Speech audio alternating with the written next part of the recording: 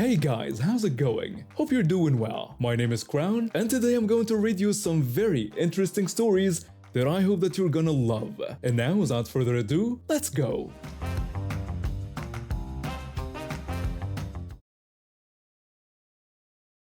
I used to work for one of the biggest retail chains in the UK. I've been there for about 4 years and worked my way up from stocking shelves to handling deliveries and customer service. Our store had recently rolled out a home delivery service. Being new, there were definitely some growing pains with the system, but our team always put in their best effort. We managed to keep mistakes to a minimum, though a few things did slip through the cracks occasionally. After a few months, we'd gotten the delivery system running smoothly. By then, about 99% of the problems we dealt with came from customer errors. People would select the wrong delivery date, choose pickup instead of delivery, enter wrong addresses, or forget to update their details when they moved. But somehow, we were always the ones who got blamed for their mistakes. I wasn't technically a supervisor, but my role required me to make supervisory decisions when manager approval wasn't needed. I handled customer queries, coordinated with drivers, and dealt with all the headaches that came with the territory. One day started like any other. I was organizing delivery schedules when one of my drivers called in. He told me the customer's house was all boarded up and looked like it had been abandoned for weeks. That seemed odd, so I pulled up the delivery details on my system. Right away, I noticed something was off. The postcode didn't match the street address. I did a quick search and found the issue.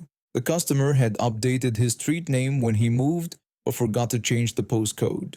Our drivers rely on their GPS systems, which use the postcode to navigate to the right location.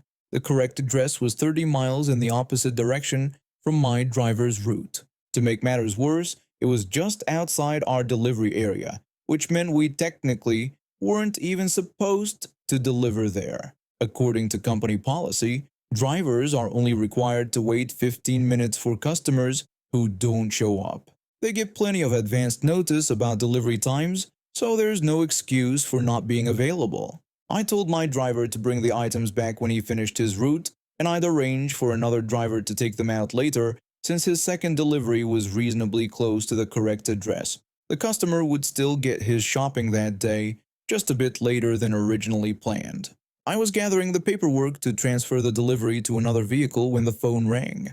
I answered with my usual greeting, and the person on the other end identified herself as someone from customer service. She explained that she had a customer on the line asking about his delivery. I told her to put him through. Now I should mention that our delivery department always gave customers our direct store number to avoid the hefty charges of calling customer service. The customer service line costs 75 pence per minute, while calling the store directly only costs 15 pence per minute or is sometimes free, depending on your phone plan. When the customer came on the line, he complained that he'd been waiting for his delivery and it was now over 10 minutes past the delivery slot. He wanted to know what was happening. 10 minutes. He was complaining about a 10-minute delay. I told him I was just about to call him actually, but he cut me off. He said he knew nonsense when he saw it and demanded to know where his delivery was. I tried to explain then there had been a mix-up with his address, but he interrupted me again. He told me not to dare say that to him and that he wanted his delivery. I attempted once more to explain the situation. I told him that when he changed his address, he'd forgotten to change his postcode, which caused our driver to go to the wrong location, but he wasn't having any of it. He insisted he didn't forget to change anything and that we must have done something wrong. I assured him it wasn't anything I had done. I apologized for the inconvenience and started to explain that my driver was on his last delivery and would return to the store to hand over his goods to another driver for delivery later that evening. But before I could finish explaining the solution, he demanded that I get on the phone with my driver and order him to turn around. I explained that I couldn't do that because the driver needed to stick to his scheduled route or risk a service investigation. If drivers went off route or took too long, it could mess up their entire schedule and potentially cost them their jobs. I started to say that I was willing to arrange for another driver to deliver his order later that day, which would mean he'd still get everything he ordered, just a few hours later than planned. but he cut me off before I could finish. He said he owned a delivery company himself, and if any of his drivers pulled that kind of stunt, they wouldn't be working for him anymore. At that point, I realized this conversation wasn't going anywhere. The guy wasn't interested in listening to explanations or reasonable solutions. I decided to let him rant while I got on with my work. I put the phone on speaker and started cleaning up the delivery area. While he continued shouting and ranting, I swept the floor, cleaned up some spills, took out the trash, stacked crates, and organized everything for the next morning shift. It made the work go by faster, honestly. A manager from another department heard all the noise and came over to see what was happening. I pointed to the phone and he listened for about 2 minutes before shaking his head and commenting on what a jerk the customer was being. Then he walked away, probably grateful it wasn't his problem to deal with. After what felt like forever, the epic rant seemed to come to an end. He asked if I was still there, and I said that I was. I looked at the clock and realized he'd been going for 45 minutes straight. Combined with the 10 minutes from the beginning of our call and the typical 20-minute wait time from the customer service queue, he'd been on the phone for over an hour. At 75 pence per minute, that was already costing him more than £56 and 25 pence. When he demanded to know what I was going to do about the situation, I repeated what I'd said earlier. I explained that I wouldn't be able to send the driver back since he'd already returned to the store, but I would happily arrange for another delivery later that day. Too late. He launched into another 30-minute rant. This time I took the phone off speaker and went about my business. I used the bathroom, went outside for a cigarette break, grabbed a soda from the vending machine, and even had a packet of chips. I figured he'd eventually run out of steam and hang up. When I came back and picked up the phone again, he was just finishing another sentence and asking what I was going to do about his delivery. I told him that, unfortunately, there was nothing more I could do from my end. All I could do was direct him back to customer service to file a complaint. Hopefully, they could sort something out since I wasn't authorized to arrange redelivery under these circumstances. He told me not to bother. He wanted me to cancel his order and said he wouldn't be using our services again. I apologized that he felt that way and told him to have a nice day before hanging up. I called the store manager to let her know what had happened, just in case he decided to file a complaint later. The store manager burst out laughing when I told her the whole story. She said she'd handle any fallout if it came up. I never heard anything more about it, and we never received another order from him. Here's why the phone call duration was so important. He spent all that time ranting, raving, and refusing to let me get a word in edgewise. His final phone bill came to around £82 and 50 pence. His total grocery order was £25, the absolute minimum required for home delivery. When I realized what had happened, I started laughing. Here was this rude, abusive customer who expected me to sit there and take his verbal abuse like some scolded schoolchild. He ended up paying more than 3 times his grocery bill just to yell at me over the phone.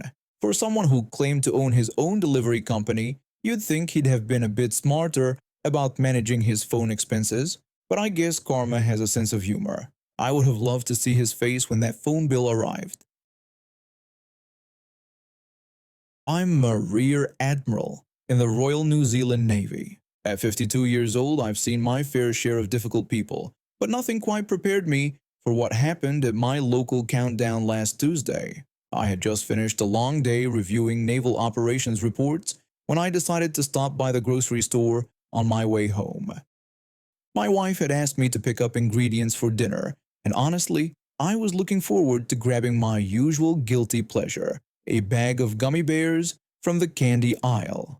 Those little colorful treats have been my weakness since I was a kid. The countdown near our house has become like a second home to me over the past 5 years. I shop there at least twice a week, and the staff all know me by name. The manager and I often chat about rugby matches, and the employees always smile when they see me heading straight for the candy section after picking up whatever my wife needs.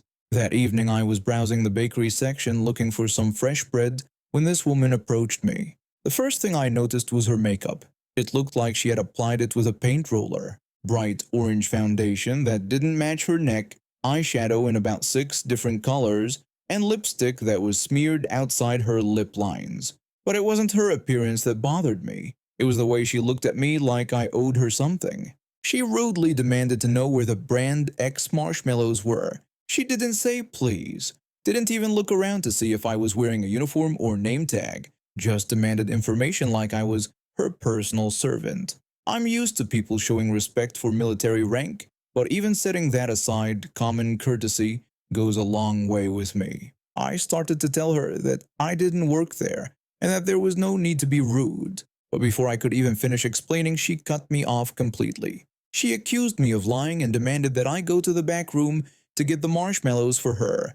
Then she threatened to sue me if I didn't comply immediately. Before I could even respond to her outrageous demand, she grabbed my arm and yanked me backwards with surprising force. Now I'm not a small man. Years of military training have kept me in decent shape, but the sudden pull caught me completely off guard.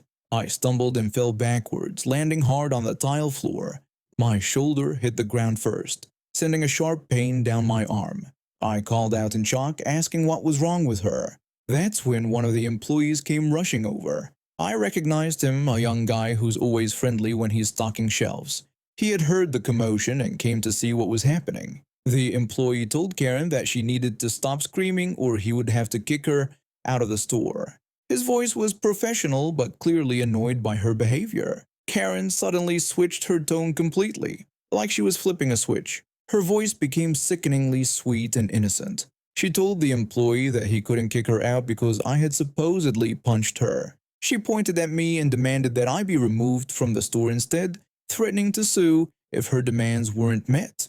I was still sitting on the floor, bewildered by what had just happened. The audacity of this woman was incredible. Not only had she assaulted me, but now she was trying to flip the story completely around. I protested that her story was completely untrue and explained that she had grabbed me and pulled me down. But Karen just kept pointing and carrying on about how I had attacked her. That's when I heard a familiar voice behind me. The manager had appeared and I could see the anger on his face. He's a good man who's been running this location for over a decade, and he doesn't tolerate nonsense from anyone. The manager told Karen to get out of his store immediately. His voice left no room for argument. Karen smugly replied that a customer couldn't kick her out, so she wasn't going anywhere. She seemed to think she had some kind of upper hand in the situation. The manager corrected her, explaining that he wasn't a customer, but the manager of the store. He gave her an ultimatum: leave immediately, or he would call the police and have her arrested for assault.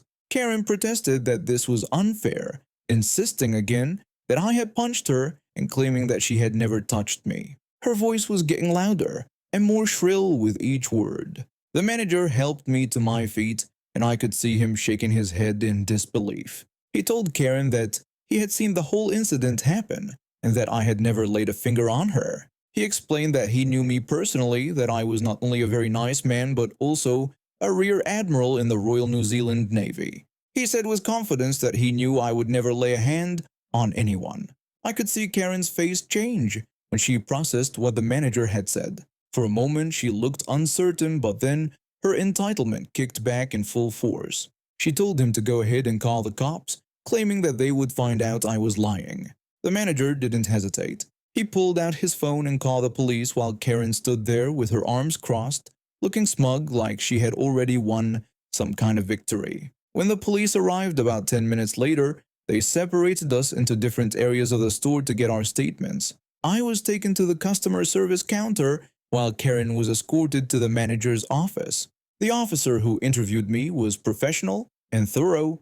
The police officer asked me to explain exactly what had happened. I told him everything from the beginning, how she had approached me rudely, how I had tried to tell her I didn't work there, and how she had physically grabbed and pulled me down when I tried to explain. I also mentioned that I was a regular customer and that several employees had witnessed the incident. I explained to the officer that I had been shopping at this store for 5 years and that the staff could vouch for my character. I emphasized that I would never start trouble in this store or anywhere else. After they finished taking statements, the police officer told us that they would be reviewing the security camera footage to determine what actually happened. Karen was still insisting that I had attacked her even telling the officers that she was going to press charges and sue both me and the store. About 20 minutes later, the officer who had been reviewing the footage came back with a very different expression on his face. He walked straight up to Karen and told her that she was coming with them. The change in Karen's demeanor was instant. The smug confidence disappeared completely. She asked in confusion why she was being arrested, still insisting that I was the one who had attacked her. The police officer explained that the security footage clearly showed her grabbing and pulling me, causing me to fall. He said that there was no evidence whatsoever that I had touched her and told her that she was being arrested for assault. What followed was a scene that I'll never forget. Karen started screaming at the top of her lungs, claiming that the footage was fake, that we were all conspiring against her, and that her lawyer would shut down the entire store. She fought against the handcuffs, kicked at the officers, and had to be physically carried out of the store. When they loaded her into the police car, she was still screaming through the window, pointing at me and making threats about lawsuits and revenge. The other customers in the store just stood there watching in amazement. The manager came over to check on me after the police car had driven away. He asked if I was all right and whether I needed medical attention. My shoulder was still sore, but nothing seemed to be seriously injured. I told him I thought I was okay, just shaken up, and mentioned that I had never had anyone physically grab me like that in a grocery store before. The manager apologized for what had happened. A week later, I found out that Karen had been charged with assault and was facing additional charges for her behavior toward the police officers.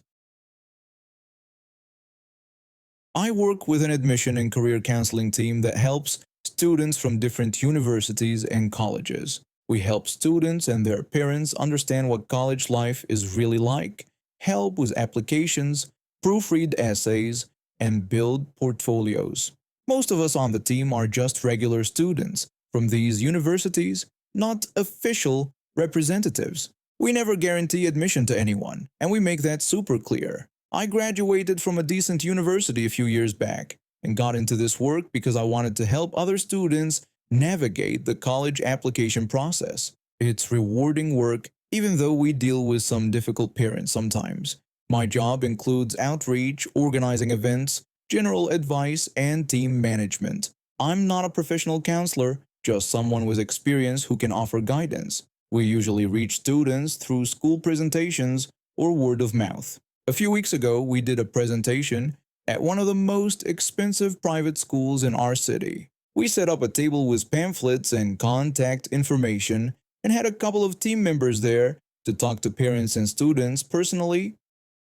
Most people were really positive, though we got the usual questions about why they should hire us if we can't guarantee admission and what we could do that they couldn't do themselves. We're used to those. But then Karen showed up and she was something else entirely. At first, she seemed sweet enough. She came up to me and started asking about my educational background and career path, which is totally normal. Then she moved over to talk to one of our student representatives, a really bright girl from one of the top universities in our country.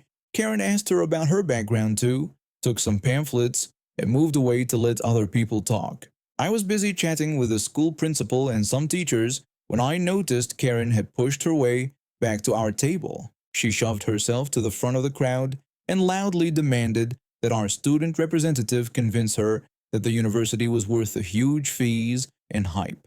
The poor student representative was caught off guard. She's just a young student herself, not a marketing person. She stumbled a bit but recovered quickly and gave a really impressive answer that got the other parents and students asking more questions. Karen didn't look impressed at all and grumbled something I couldn't hear over all the noise. Then she disappeared. Here's how our counseling works. We offer a group session that's open to everyone. Parents pay a small fee and can come see if we're a good fit for them and their kids. It covers basic college planning and selection. After that, they can email or call to book a private session with a specific counselor based on their needs. A few days later, my coworker called me over looking confused. She told me that a parent who had already done both the group session and a one-on-one session wanted to book another session specifically with me, mentioning me by name. I was baffled because my name isn't on any of our counselor lists. I'm not qualified to do formal counseling sessions, I declined to do a counseling session because I literally can't do that without getting fired. But I offered to meet for an informal coffee discussion. My coworker called the parent back while I was standing there, and even though the phone wasn't on speaker, I could hear screaming and yelling from the other end. Eventually, the woman calmed down enough to agree to meet me, but she insisted it had to be the same day. I had a pretty empty schedule, so I agreed, though I already had a bad feeling about this. She showed up exactly on time, which was unusual in my experience. Behind her was a sharply dressed girl in a school uniform, even though it was the weekend and I knew that particular school didn't have weekend classes. The girl was actually really polite and respectful, addressing me and introducing her mom properly. Then Karen launched into this weird conversation, acting like we were old friends. It took me a second to realize she was the same woman from the school event. We sat down and I started explaining college and post-school education options. This wasn't a paid session, I was doing it on my own time just to help. Karen kept cutting me off and talking over me throughout our conversation. I'm used to nervous and entitled parents, so I stayed patient. I gently reminded her that I wasn't a professional counselor, which she completely ignored. Then she brought up the same university she had pestered our student representative about at the school event. She told me that she and her husband had done some research and decided this university would be the best for their daughter. She said money wasn't an issue and asked me how much it would cost to send her daughter there. I assumed she meant tuition fees, so I opened up the university website on my laptop and started explaining the costs. She cut me off by snapping her fingers right in front of my face while I was looking at the screen and talking. She told me she already knew all that information and could Google it herself. She clarified that she wanted to know how much she'd have to pay me. I thought she was asking about our counseling fees, so I started explaining our service structure. Again, she snapped her fingers in my face and cut me off. She called me dense and said she was surprised by my stupidity given the school I went to. Then she switched to our regional language and spoke to me slowly like I was a child, explaining that she wanted to know how much she'd have to pay me as a bribe to guarantee her daughter's admission to the university. I was honestly offended, but this was my workplace and I couldn't just throw her out. Plus, we do sometimes get parents asking about guaranteed admission, though never so directly about bribes. I matched her condescending tone and explained that we don't offer those services, that it would be illegal, and that all we could do was help coach her daughter and improve her skills, not ensure admission. That's when Karen completely lost it. She threw the biggest, loudest, most entitled screaming fit I've ever seen from a grown woman. We were in a glass meeting room at the end of our office space, so everyone in the department could see what was happening, including my boss. My boss walked in when she saw the situation getting worse and my attempts to calm Karen down failing. She introduced herself and cut Karen off. Karen launched into a full complaint against me, calling me a cheat and accusing me of making false promises during the school presentation. She claimed I had falsely advertised that I could get her daughter admitted. She demanded that I be fired and insisted that my boss make sure her daughter got into that university or she would sue all of us for malpractice and false advertising. My boss stayed completely calm and professional. She explained 3 key points to Karen. First, I always repeat multiple times during presentations that we don't guarantee admission to anyone. Second, we legally cannot guarantee admission, so any promises made on illegal grounds aren't enforceable in court anyway. Third, every presentation and session we do is recorded and stored for training purposes. My boss reviews all of them and knew exactly what I had and hadn't said. Karen started yelling again about how she was going to sue us into bankruptcy. Then she grabbed her daughter, who looked like she was around 17 or 18, by the wrist and dragged her toward the door. On her way out, she deliberately pushed over an expensive ceramic vase that shattered on the floor.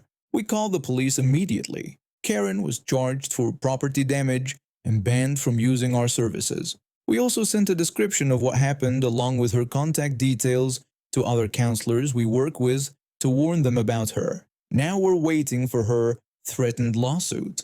Our legal representative is practically bouncing with excitement because we know we did absolutely nothing wrong. We have everything recorded, documented, and backed up. The daughter seemed like such a nice kid too. I really hope she finds the help she needs for her college applications, because with a mother like that, she is going to need all the support she can get. And now we have reached the end of today's stories. Thank you for watching, and see you next time.